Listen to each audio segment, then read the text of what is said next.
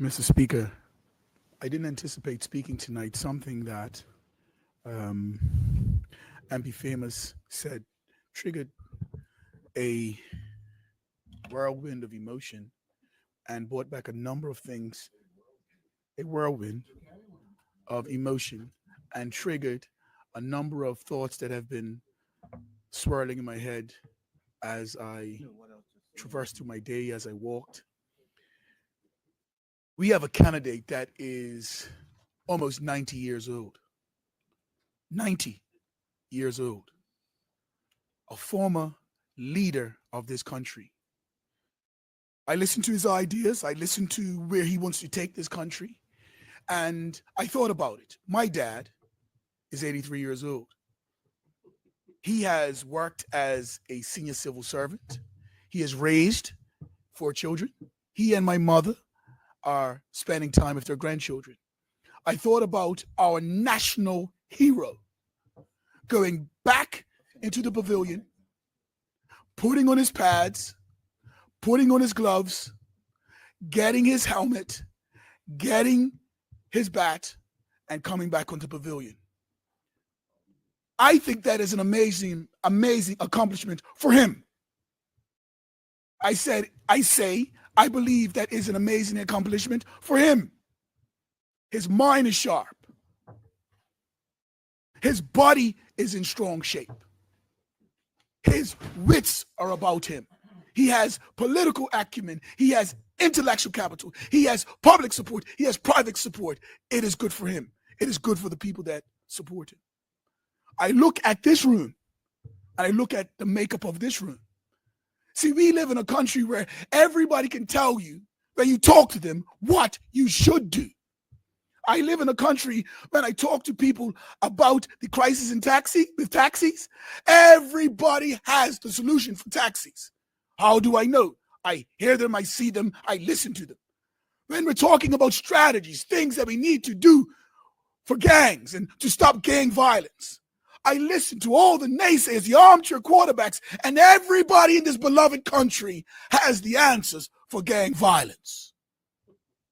When I listen to what we need to do for this economy, alas, the same people who were experts in gang violence, the same people who were experts in everything else, now, Mr. Speaker, the experts, the Keynesian, and not Wayne Caines, but the economist Caines, they become experts on the economy.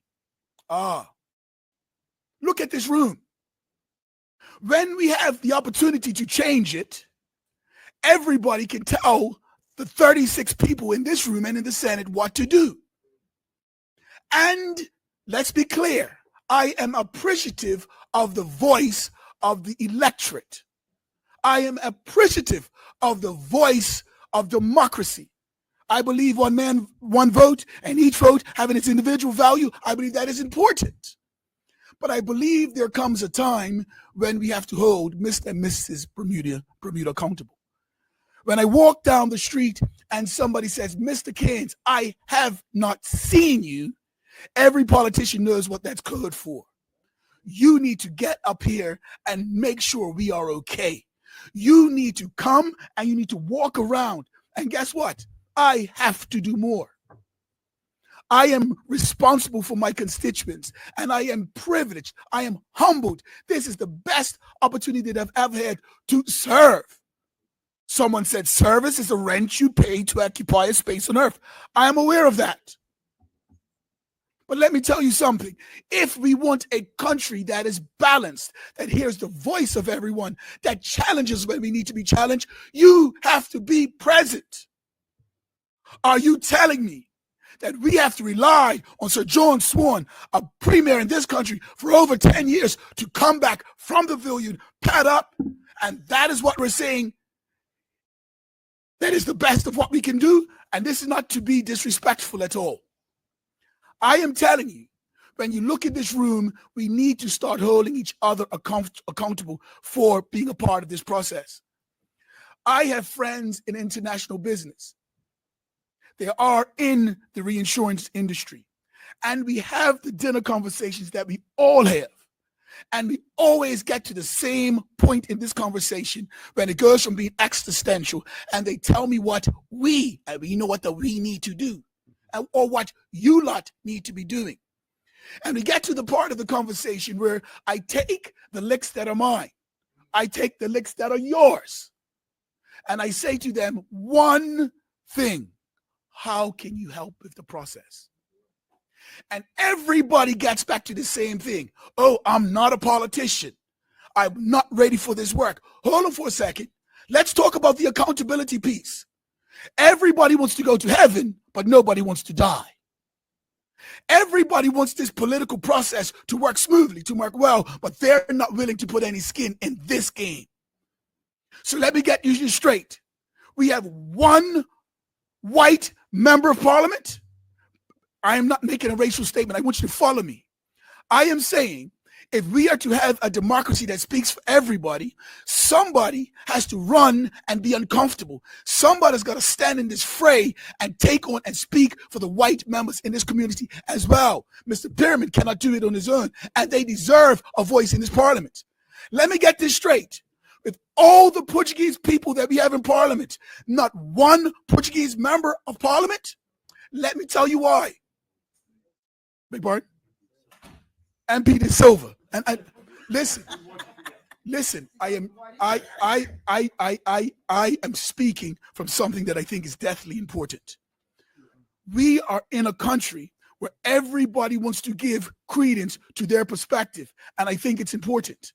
But I also think it's important that we all need to start rolling up our sleeves and being active. I'm going to come back to that for a second because I want to go back to reinsurance because I'm talking about accountability. Because when we're talking about different things, I was talking to a friend and he said to me he would love to be involved in the political process. And I asked him, why are you not involved in the political process? Do you know what he told me? Our companies do not allow us to get involved in politics. Yep. Let's go back again.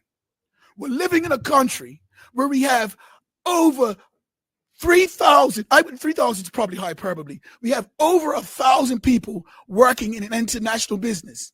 And in the main, their businesses tell their employees that they cannot be involved in the election by being members of parliament. So do you know what that creates?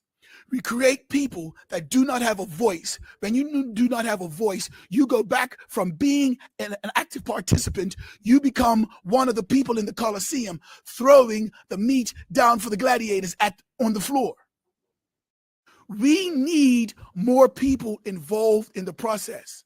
We need more people that understand the sacrifice that it takes to serve. When you talk about sacrifice, people often pour scorn on that which we do.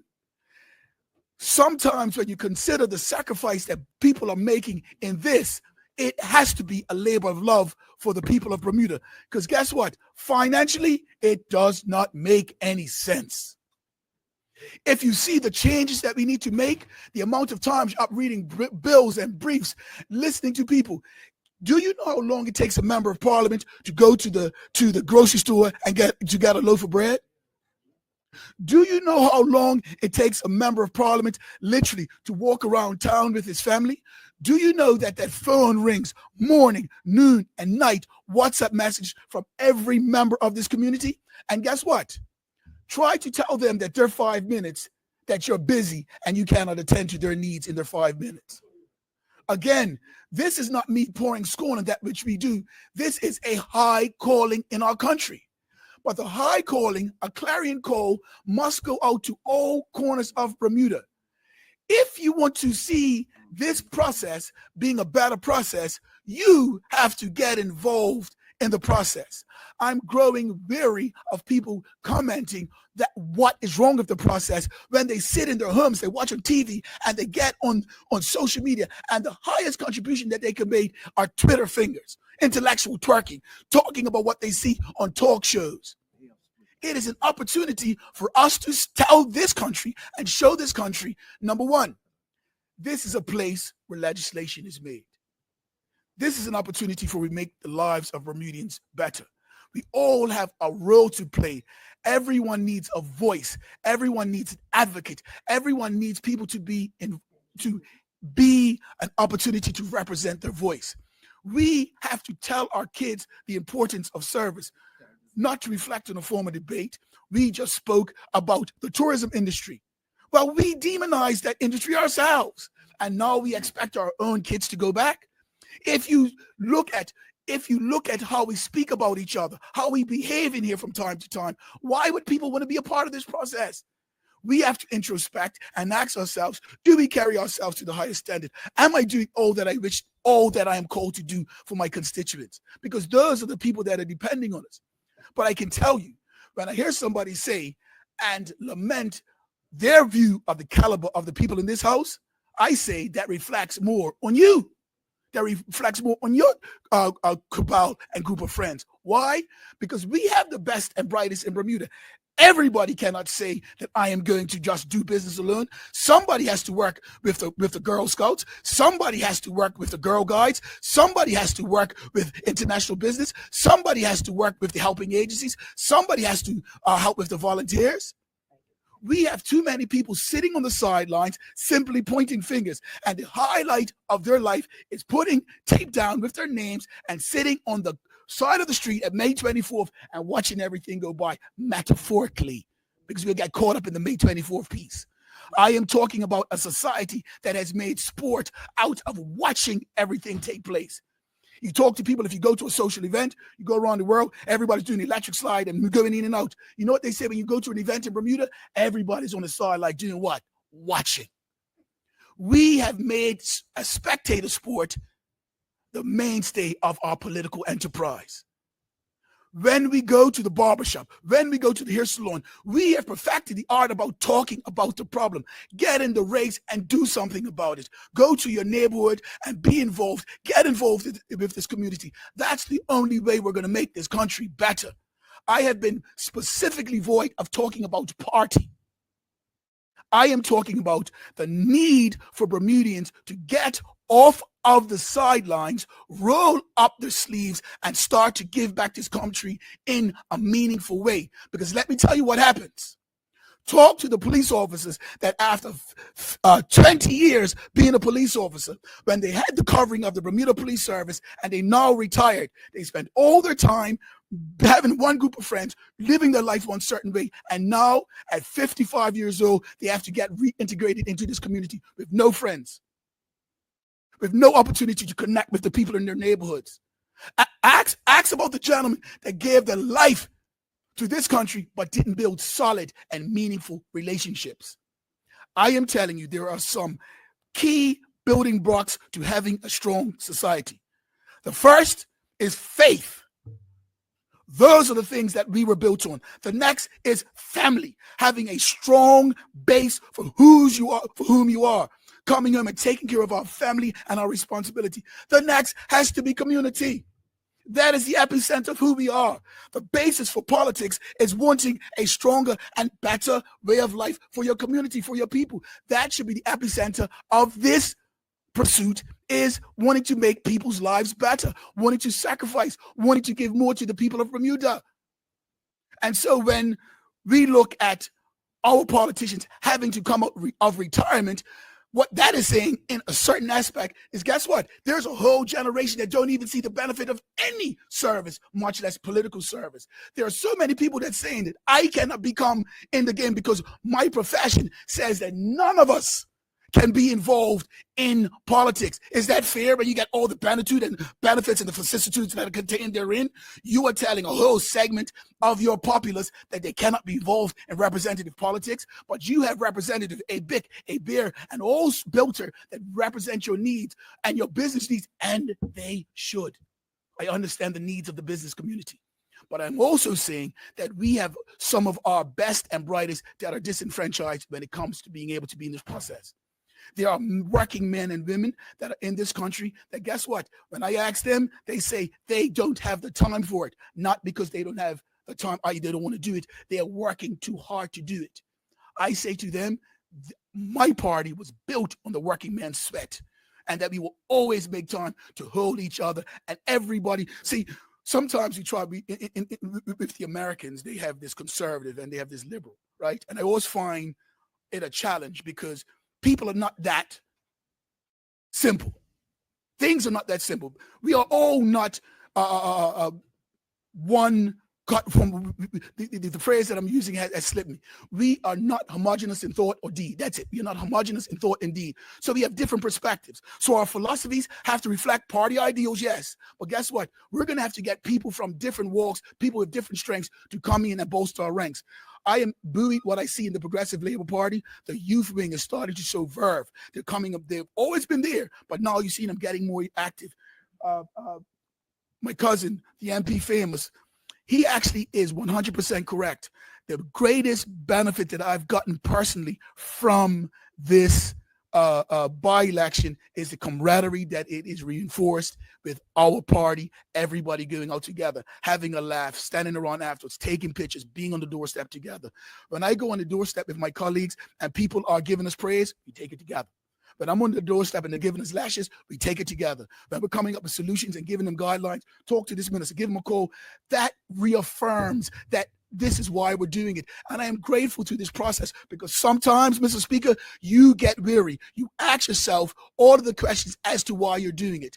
I have been able to, through this process, meeting some really nice people, going back into my constituency. It is that catalyst you need to know that our country not only needs you, they value you. Sometimes you need to test and adjust your position. I'm not a sailor, but I know sometimes when you're sailing, the wind is not going in the direction, and when it changes, you have to adjust your tact, let out your mainsail or cut your jib, and guess what? It allows you to find a different course so you can get the right direction and pick up the wind speed. I think this election is significant. I believe that Lindsay is a fit and proper person to accept the responsibility for the seat in which she runs. Like has been said earlier, she is fastidious in her discipline, her work ethic. She loves this country. She works hard. In the absence of politics, she is a model citizen that gives back to this country, that loves the people of this country. And what are we rewarding? Is this a prize of popularity? Is this for self-aggrandizement? Is this for enriching oneself? No. This is for the work, the benefit of the people of Bermuda. She exemplifies that in great measure. And if she is given that opportunity, because guess what? Sometimes we take what we believe is pedigree and we hold them up and we put them up on a pedestal. And when they come into this room, they do not live up to those expectations. When it comes time for them to go out to visit those people that need us, that require us to depend on us, they do not do it. She is no such person. Yes, she will be a person that will work this role by the sweat of her brow. She will answer the calls. She will be there. And that is why we have to do everything in our power to get people like Lindsay in the process. Why? Sometimes you need new thought. Sometimes you need new attitudes. Sometimes you need new perspectives. All of us at times need to be challenged, to be held accountable. That's what new ideas bring. If you look at Russian politics, when they take out the objectivity and democracy, what do you get? The same thing over and over and over again. This country needs to understand it is too easy to find the role of the armchair quarterback. We need more Bermudans to stop hailing up divisiveness, stop lauding the mistakes, and to roll up their sleeves when they are able and when they have the opportunity and get involved with this country's leadership. We need to see more Portuguese Bermudians in this house representing the Portuguese community. There need to be more white Bermudians in this house. Why? Because everybody has to put skin in this game. Everybody has to work hard for this country. And we all must roll up our sleeves and stop simply pointing our fingers and get involved, not only in politics, in service, in community, to make our country a better place. Thank you, Mr. Speaker. Thank you, MP. Would any other member wish to make a comment?